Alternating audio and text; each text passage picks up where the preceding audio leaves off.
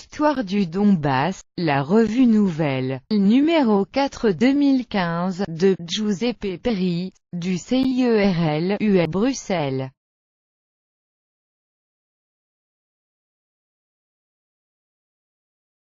Si l'Ukraine est une terre de frontières, comme le suggérerait l'étymologie de son nom et comme le montre sa position au carrefour des peuples, des civilisations et des religions, le Donbass, qui correspond au territoire actuel des oblasts, provinces ukrainiennes de Donetsk et Louhansk, et aussi à une partie de la province russe de Rostov-sur-le-Don, est la frontière de la frontière.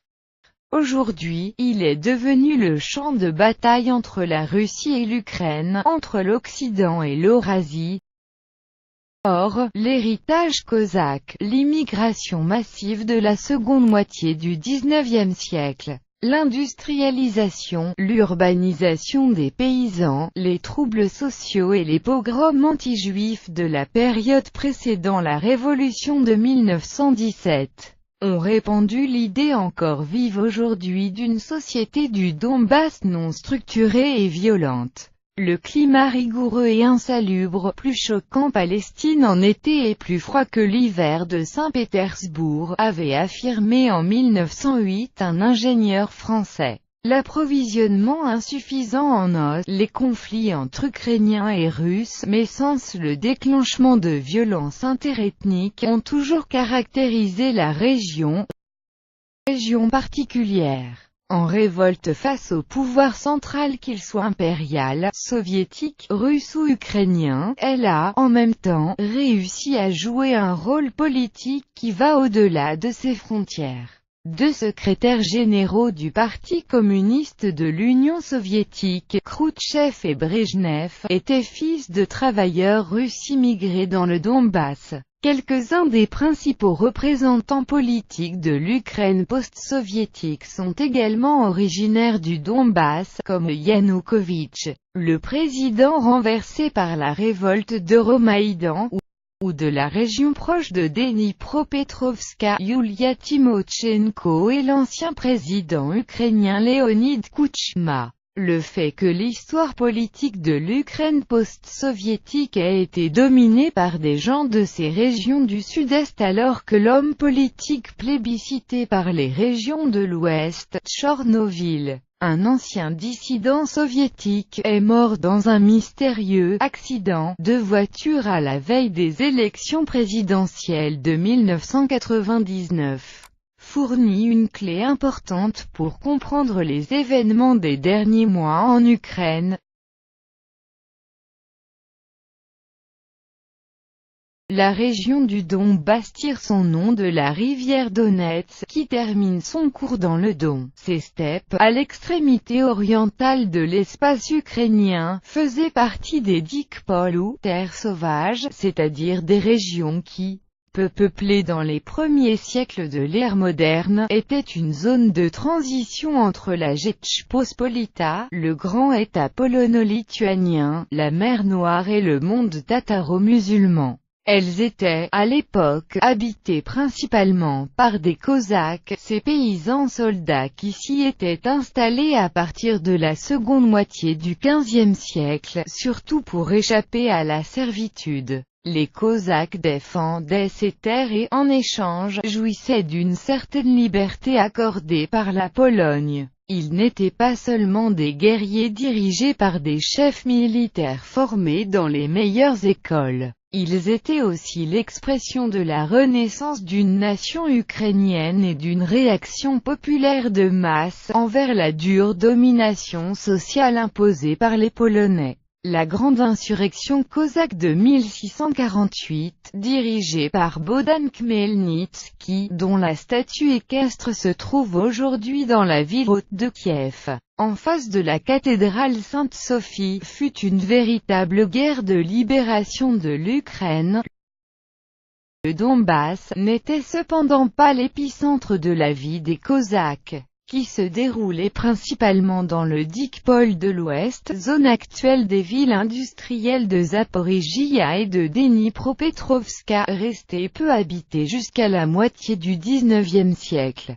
Le Donbass s'est peuplé principalement grâce à la découverte et au début de l'exploitation des gisements de charbon. C'est pourquoi la région a été la première, en Ukraine, à connaître un flux d'immigration considérable en provenance de la Russie. Avant la deuxième moitié du XIXe siècle, il n'y avait en fait en Ukraine presque aucune présence russe. Au total, en 1897, les Russes, y compris les Ukrainiens russifiés ou russophones, représentaient 11,7% de l'ensemble de la population de l'Ukraine tsariste. Le recensement impérial de 1897 incluait le Donbass dans la gouvernia, le gouvernement d'Ekaterinoslav, aujourd'hui Dnipropetrovska. L'historien ukrainien Petro Lavriv a estimé que le Donbass comptait au total 700 000 habitants en 1897, puis 2 millions en 1920 et 7 millions en 1959. En 1926,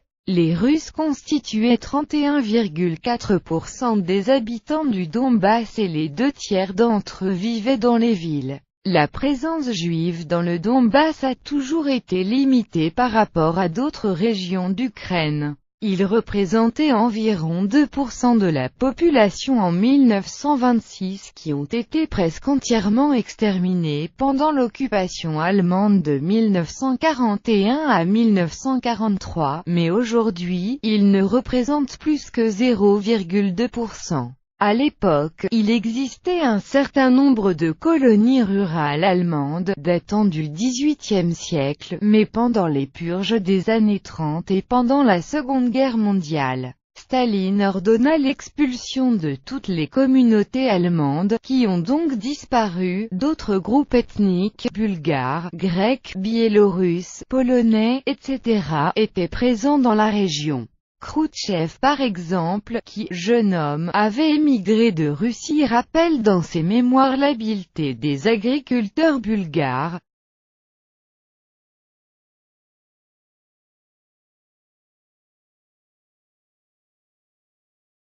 Avec l'effondrement de l'Empire tsariste, une république ukrainienne indépendante fut proclamée, mais elle ne fut pas reconnue par les bolcheviks qui lui firent la guerre.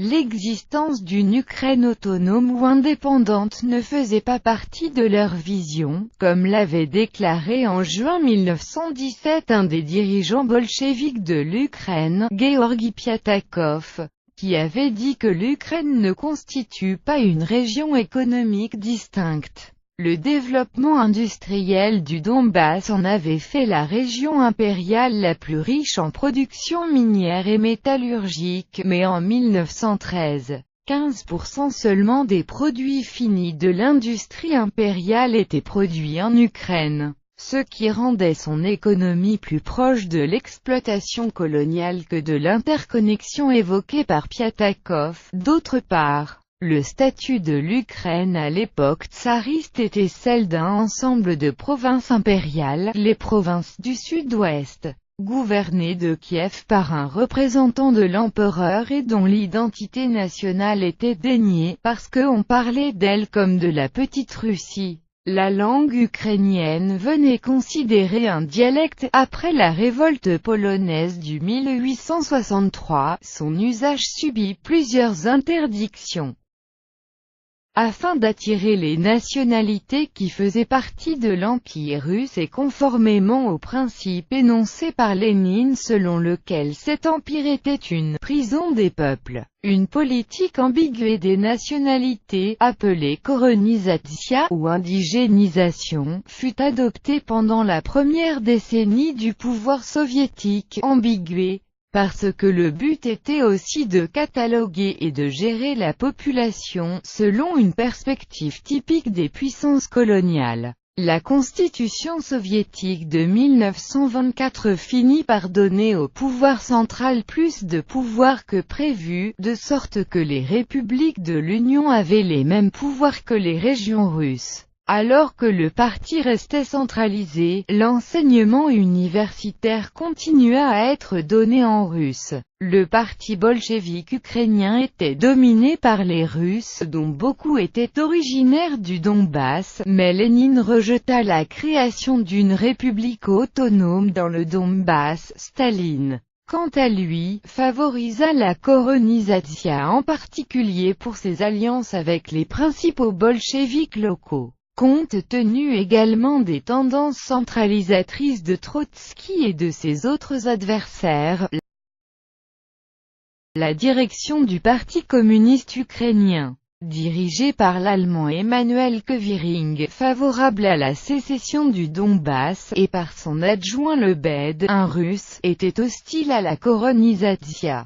Parmi les employés du gouvernement, qui étaient membres du parti, seuls 18% connaissaient l'ukrainien, seulement 10 à 15% de la documentation du gouvernement ukrainien était en ukrainien. Dès 1923, une politique en faveur de la langue ukrainienne fut donc entamée, et en 1926, 30% des journaux et 50% des livres étaient publiés en ukrainien. En 1927, le pourcentage d'Ukrainiens résidant à Kiev était passé de 27 à 42%. Le nombre d'immigrants ukrainiens dans les villes industrielles du Donbass et d'Ukraine du Sud-Est augmentait également. Le russe, cependant, continuait à être d'usage courant dans les usines, pour les travailleurs. Il n'existait pas de cours obligatoires d'ukrainien car Staline craignait de perdre le consentement de la classe ouvrière russophone du Donbass. Et les immigrants ukrainiens de la campagne acceptaient la domination du russe dans les usines. Le pourcentage de travailleurs de l'industrie qui utilisaient la langue ukrainienne couramment en 1929 n'était que de 32%. La koronisation a donc représenté dans les villes du Donbass un phénomène complexe. Les russophones ont subi une sorte de choc linguistique lié à l'ukrainisation de l'administration. Une partie des Russes s'est résolue à apprendre l'ukrainien. De nombreux paysans et les travailleurs ukrainiens russifiés sont entrés pour la première fois en contact avec leur culture et ont pris conscience de leur propre nationalité. Alors que la langue russe restait dominante et que le processus de russification des Ukrainiens urbanisés se poursuivait, cette complexité explique pourquoi, encore aujourd'hui, nombreux sont ceux qui restent dans le Donbass, étrangers à la cristallisation nationale et linguistique. En 1928, Kosior, un Polonais du Donbass, qui n'a jamais appris l'ukrainien, a été nommé premier secrétaire du parti bolchevique ukrainien, dont la personnalité plus importante était cependant Mykola Skripnik, un Ukrainien qui défendait l'indépendance des républiques et l'ukrainisation. Il sera poussé au suicide en 1934, quand Staline terminera la koronisation. La demande d'étendre l'ukrainisation aux nombreuses minorités ukrainiennes en Russie et dans le Kouban, plus de 8 millions de personnes selon le recensement de 1926, et la revendication de modifications territoriales en faveur de la République d'Ukraine occasionnèrent une crise de la koronisation. Crise qui est liée aussi à la collectivisation forcée des campagnes, l'obsession étatiste, la volonté d'affaiblir de façon permanente l'opposition paysanne au pouvoir bolchevique, à laquelle s'ajoute une ukrainophobie que Sakharov attribuait à Staline, ont conduit à la famine catastrophique de 1932 à 1933 en Ukraine, le 29 décembre 1932. Le Politburo ukrainien fut contraint d'émettre un ordre de réquisition des réserves de blé appartenant aux familles. C'était le début de la famine, qui a impliqué au moins 30 millions de personnes et entraîné la mort de 3 millions à 7 millions d'entre elles en 1932 et 1933, selon les différentes estimations des chercheurs. Le Holodomor, littéralement l'extermination par la faim, a également décimé la région de Louhansk, rebaptisée depuis 1935 Vorochilovgrad. La région de Donetsk fut moins durement touchée. L'émigration de nombreuses familles russes en Ukraine fut favorisée, ce qui allait modifier l'équilibre démographique de ces régions frontalières.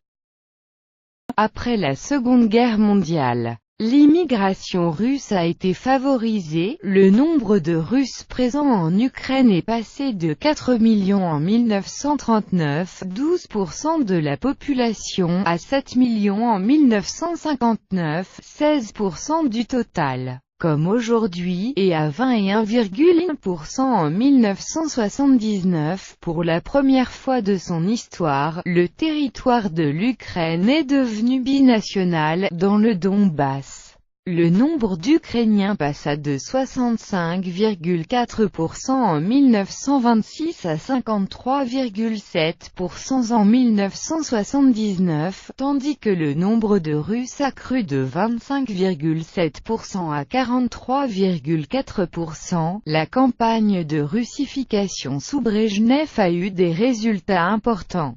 Les périodiques publiés en ukrainien qui représentaient 46% sont tombés à 19% entre 1969 et 1980, tandis que les livres ont baissé de 60 à 24% entre 1958 et 1980. Le nombre d'Ukrainiens russophones et le nombre de bilingues ont connu la même augmentation entre 1959 et 1979. En Donbass, les Ukrainiens non russophones sont passés d'environ 30 à 20%.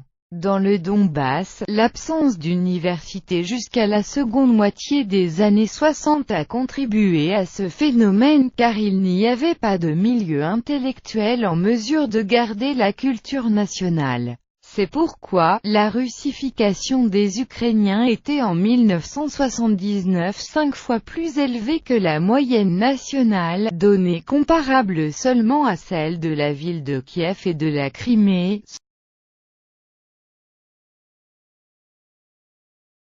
Cependant, il n'existe actuellement aucune région de l'Ukraine où les Ukrainiens ne sont pas la majorité de la population, à l'exception de la Crimée. Toutes les régions, en 1991, ont voté en majeure partie pour l'indépendance de l'Ukraine, 54% en Crimée, atteignant toujours des taux plus élevés que le nombre de résidents d'appartenance ethnique ukrainienne. Grâce au vote favorable de nombreux Russes, dans la région de Donetsk 77% des habitants étaient pour l'indépendance, 84% dans celle de Louhansk et 85% à Odessa.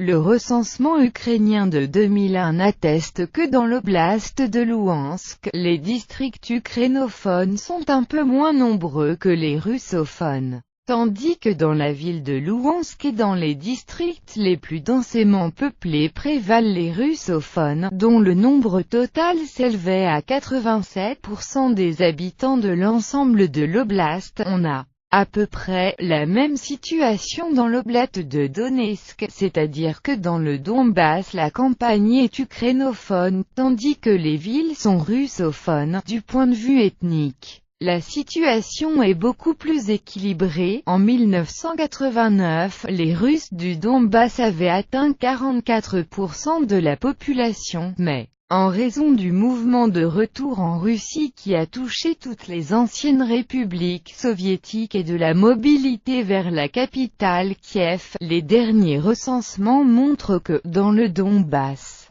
les Russes représentent maintenant 38 à 39% de la population. Dans les villes, par exemple, à Donetsk, ils représentent 48,15% des habitants et les Ukrainiens 46,65%. D'autres nationalités sont peu présentes. Il y a environ 80 000 Grecs concentrés dans l'oblast de Donetsk, 1,6% de la population, en particulier dans la région de Marioupol. La ville industrielle donnant sur la mer d'Azov, ils ont été durement persécutés par Staline pendant la guerre. On compte également 60 000 Biélorusses, 30 000 Tatars, 25 000 Arméniens, 9 000 Juifs et 8 000 Azerbaïdjanais. Les deux derniers groupes sont présents seulement dans l'oblast de Donetsk. Dans le reste de l'Ukraine sud-orientale, ces relations se modifient en faveur des ukrainophones, avec un territoire plus vaste habité par les citoyens de langue ukrainienne et une majorité du total des russophones moins importante que les pourcentages du Donbass. Toutes ces données font comprendre que la question nationale et linguistique dans l'Ukraine sud-orientale n'a pas un caractère vraiment territorial, puisqu'on ne peut pas strictement parler de régions russophones ou encore moins de régions russes, et cela s'applique également au Donbass. Bien que le pourcentage total de russophones y soit très large, ce phénomène affaiblit considérablement, non seulement le sécessionnisme, qui, déjà faible en soi, mène des actions illégales et violentes, mais aussi le soi-disant fédéralisme. Le fédéralisme a été souvent agité, en effet, par les autorités russes et par leurs partisans pour contrôler et éventuellement bloquer le processus de prise de décision de l'État ukrainien. Il est possible d'interpréter cela comme une façon de nier le caractère ukrainien des régions avec une majorité de russophones, comme le Donbass. Il s'agit de régions dans lesquelles la langue ukrainienne, déjà en grande difficulté, pourrait succomber et disparaître sous le poids d'une administration locale totalement russifiée. Des enquêtes menées chaque année par l'Institut de sociologie de l'Académie des sciences à Kiev montrent que le pourcentage des Ukrainiens russophones qui se plaignent de discrimination linguistique a chuté de 8,6% en 1994 à 3,7% en 2012. Tandis que le nombre des ukrainophones qui se sentaient discriminés a augmenté, de 6,8% à 8,4%. Il s'agit en tout cas de pourcentages minimaux qui réfutent de façon spectaculaire les dangers présumés de discrimination linguistique en Ukraine. Une recherche de 2007 relative à l'utilisation de la langue, menée par le même institut, a établi qu'en Crimée et dans le Donbass le pourcentage de locuteurs qui utilisent seulement l'ukrainien dans la vie privée est de 11,8%. Une donnée qui descend à 8,6% si on se réfère à l'usage public, de surcroît, dans toute l'Ukraine. Le pourcentage de ceux qui utilisent uniquement l'ukrainien ou le surgique, un dialecte qui mélange l'ukrainien et le russe, correspond seulement à 57,2% des familles. Si l'on soustrait à cette donnée l'utilisation du surgique, l'ukrainien semble être une langue utilisée seulement par une minorité de la population totale. Le surdimensionnement de l'utilisation de la langue russe est confirmé par la donnée relative aux Ukrainiens de langue maternelle russe, qui s'élève à 29% de la population, tandis que les Russes ethniques en Ukraine sont à environ 17%. Par conséquent, la force inhérente à la langue russe est encore très puissante. Bien que les écoles donnant les cours uniquement en russe soient en diminution considérable en Ukraine, sauf dans le Donbass. Toutes ces données font réfléchir sur le caractère souvent instrumental des prétendues attaques à la liberté linguistique en Ukraine, ainsi, le caractère unique de l'ukrainien comme langue nationale. Adopté en 1989 par l'Ukraine soviétique et confirmé par le nouvel État indépendant, dont la constitution prévoit également la protection de la langue russe, est en fait une sorte de discrimination positive en faveur d'une entité désavantagée, a fortiori. Cela s'applique au Donbass. Cependant, la loi de 2012, Kolesnitchenko-Kivalov, voulue par le parti des régions de Yanukovych, a accordé le statut de langue régionale à chaque langue parlée par plus de 10% des habitants des différentes régions. Le Parlement central avait voté pour l'abrogation de cette loi immédiatement après la fuite de Yanukovych en février 2014, mais elle n'a pas été promulguée par le chef d'État par intérim, Turchinov. Elle est donc toujours en vigueur. En ce qui concerne l'économie et la production, le Donbass, en particulier l'Oblast de Donetsk, apporte une contribution importante 12,1% au produit intérieur brut de l'Ukraine, plus élevée que celle des régions de l'Ouest. Mais c'est une économie subventionnée en raison de l'obsolescence technologique de ses industries et de ses mines. Ainsi l'Oblast de Donetsk a reçu en 2013 un tiers de tous les transferts du pouvoir central aux régions, tandis que les entreprises privées ont reçu des subventions et des remboursements d'un tiers supérieurs aux impôts payés. Sur le front politique, le Donbass a joué un rôle important dans la vie de l'État ukrainien indépendant, contribuant de manière significative à l'élection du président Kuchma et de Yanukovych. Le Donbass est aussi la patrie et le centre d'activité économique de l'homme le plus riche d'Ukraine, Rinat Akhmetov, l'oligarque des oligarques, dont les profits proviennent presque entièrement de la gestion des industries du charbon et de la métallurgie de la région, privatisées, mais fortement subventionnées par l'État. Un sondage effectué peu après l'annexion de la Crimée en mars 2014 par le Pew Research Center montre que 70% de la population ukrainienne s'oppose à la sécession de l'Est. Même la majorité des russophones s'y opposent, 58%, alors que 27% d'entre eux sont favorables. En revanche, 61% des citoyens de la Fédération de Russie est désormais convaincu qu'il y a des régions d'Ukraine qui appartiennent à la Russie. Ce sont des données qui mettent aussi en évidence les graves responsabilités des dirigeants russes qui ont voulu semer le conflit dans cette réalité très imbriquée, une réalité qui, surtout, avait su gérer elle-même de manière pacifique, pendant des siècles, tout en assurant une cohabitation à tous les groupes ethniques du Donbass. Par contre, la déstabilisation du Donbass a conduit à une guerre terrible et sanglante au cœur de l'Europe, une guerre qui risque de se transformer en un conflit de longue durée. Giuseppe Perri du CIERL, Centre interdisciplinaire d'études des religions et de la laïcité, Université libre de Bruxelles, ULB.